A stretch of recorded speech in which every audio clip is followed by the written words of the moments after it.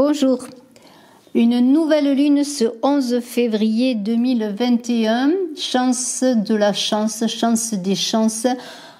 Pour parler, eh bien, pourquoi pas, amour, abondance. Une nouvelle lune qui, bien sûr, représente la fin d'un cycle, mais aussi le début d'un nouveau cycle de 28 jours, avec un élan d'énergie et d'initiative revigorant. Alors, eh bien, vous êtes sur Saga Voyance Tarot et Runes. Je vous souhaite bien la bienvenue. Pour ceux qui me découvrent, je vous invite à vous abonner, à cliquer sur la cloche de notification pour recevoir eh bien, les vidéos que je mets en ligne sur Saga Voyance Tarot et Runes. Je vous en remercie. Je vous remercie également de vos commentaires, de vos pouces et de vos partages. Alors, nous sommes pour cette nouvelle lune du 11 février avec Gira, avec Ingus, avec Dagaz. Nous allons en parler de ces runes, nous allons parler des lames de tarot, arcanes majeures qui correspondent, nous allons parler de beaucoup de choses. Pour ce nouveau départ, pour tourner une nouvelle page, peut-être pour faire aussi un bilan des acquis, un bilan dans la maturité, et bien aussi peut-être pour démarrer un nouveau projet, cette nouvelle lune qui est en Verseau, le grand gagnant, je dirais, de cette année 2021, et est une excellente nouvelle lune. Pour commencer, Gira et la roue de fortune dans cette nouvelle lune d'un nouveau cycle nous appelle à la transformation, mais aussi à la récolte, à une récolte d'abondance. C'est le temps de la floraison, du plein soleil, du plein épanouissement de la nature, des belles couleurs de la nature. C'est aussi le temps du partage, de la générosité. Nous sommes dans un concept de récompense, c'est l'homme mûr. C'est aussi, Gira, la qualité du résultat acquis au moment justement où nous avons accompli beaucoup d'actes, où nous sommes dans la maturité de notre âge, et c'est là que je peux parler de bilan avec Gira, puisque on fait un bilan, alors c'est un peu restrictif bien sûr ce que je veux dire, de réussite ou d'échec, bien sûr cela est à mitiger. Donc Gira a cette double signification, alors on parle avec Gira donc de qualité, de ce que l'on a acquis, ce pourquoi l'on a œuvré, la récompense, mais aussi de quantité récoltée, si on pense notamment pour un agriculteur à une abondante récolte. Maintenant, la qualité est bien sûr importante. Alors, on pourrait dire que dans cette nouvelle lune, où on est dans une fin de cycle, donc on commence un début de cycle, on commence un bilan, on fait un bilan de ce que l'on a fait, et puis on fait des projections sur l'avenir, donc sur ces 28 jours jusqu'à la nouvelle lune, bien sûr. Alors, là, on pourrait parler d'un homme qui a acquis un certain patrimoine qu'il veut léguer à ses enfants. Il a travaillé la majeure partie de sa vie, beaucoup travaillé, beaucoup œuvré pour bien donner, dans sa maturité, donner ce patrimoine à ses enfants. Et puis, on pourrait penser que ses enfants lui fassent peut-être, entre guillemets, le reproche de ne pas leur donner du temps et de ne pas leur avoir donné du temps. Alors, le temps est-il plus important que la richesse matérielle ? Pour ma part, je pense que le temps est une grande richesse. Je vous laisse juger. Alors, c'est donc dans ce sens de ce que l'on possède à ce moment, dans ce nouveau cycle qui démarre, et ce que l'on peut donner, donc dans la générosité. Donc, c'est-à-dire que bien, peut-être allez-vous donner plus de temps aux vôtres, plus de temps à la personne que vous aimez, plus de temps aux personnes dont vous vous occupez, des personnes avec lesquelles vous travaillez également.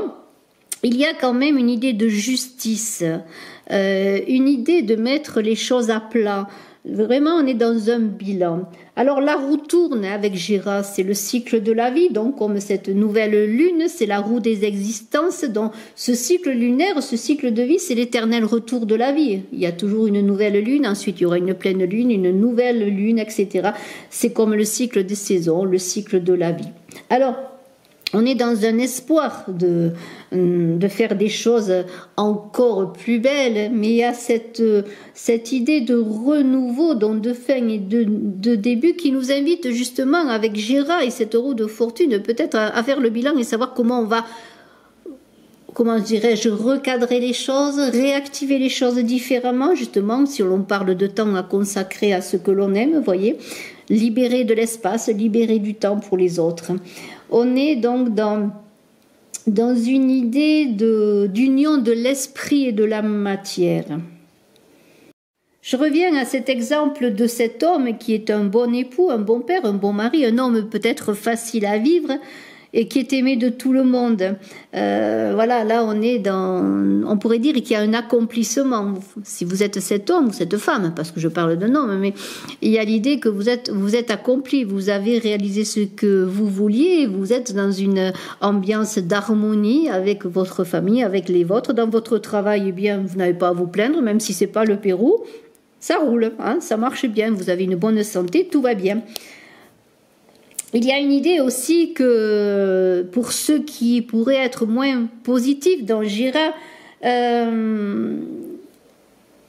dans votre travail, ça pourrait marcher moins bien et c'est là qu'il faut revoir les choses, faire le bilan pour voir si on peut peut-être changer de travail ou voir son travail de différentes façons, peut-être aller parler à son supérieur pour essayer peut-être de présenter ce que l'on peut donner de plus également.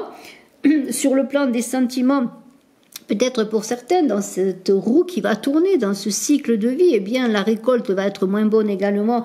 Et il va y avoir peut-être pour certains des transformations, et c'est là des transformations qui vont aller jusqu'à des séparations, peut-être pour certains. Et là, il va falloir bien ne pas peut-être trop focaliser là-dessus, prendre du recul. Voilà, peut-être être dans l'acceptation également. Et pour la santé, bien faire attention à ne pas être trop addict au tabac ou à toute autre chose. Dans tout ce que je viens de dire, dans ce bilan que l'on a fait ensemble, eh bien, il y a toujours ce côté de la balance qui penche d'un côté positif ou d'un côté négatif. Il y a cette idée d'énergie utilisée à bon escient et d'énergie utilisée à mauvais escient, comme le diable possède ces deux énergies. Ingus, qui est en relation donc avec ce diable, évoque cette fertilité, cette bonne énergie déployée pour procréer, pour recevoir l'abondance après une gestation dans la promesse d'une vie nouvelle, d'un nouveau départ que cette nouvelle lune du 11 février pourrait augurer. Il y a une idée d'ancrage, c'est le nombre 4, vous voyez, Ingas, c'est quand même tout ce qui est le patrimoine, je disais la richesse, j'en parlais avec l'abondance que l'on a vue avec la rune précédente, avec Gérard. On est dans la protection, on a préparé les choses, on a rempli son grenier de grains pour l'hiver, c'est l'abondance, on a fait une belle récolte. On fête cela, on est dans le plaisir, on est dans la réussite matérielle. Il y a une idée de croissance. Mais il y a ce diable-là qui est un peu débridé parfois, qui est aussi dans les plaisirs des sens et pourquoi pas être dans la manifestation, la joie et les plaisirs. Par le travail, c'est la récompense aussi, on fête cela. Mais il y a l'idée aussi avec le diable de dépasser ses peurs, peut-être la peur du manque, la peur de manquer de matériel, de manquer de richesse, mais il y a aussi l'idée de se libérer de ces entraves et de ces illusions et de cette peur et de cette angoisse que vous pouvez vivre.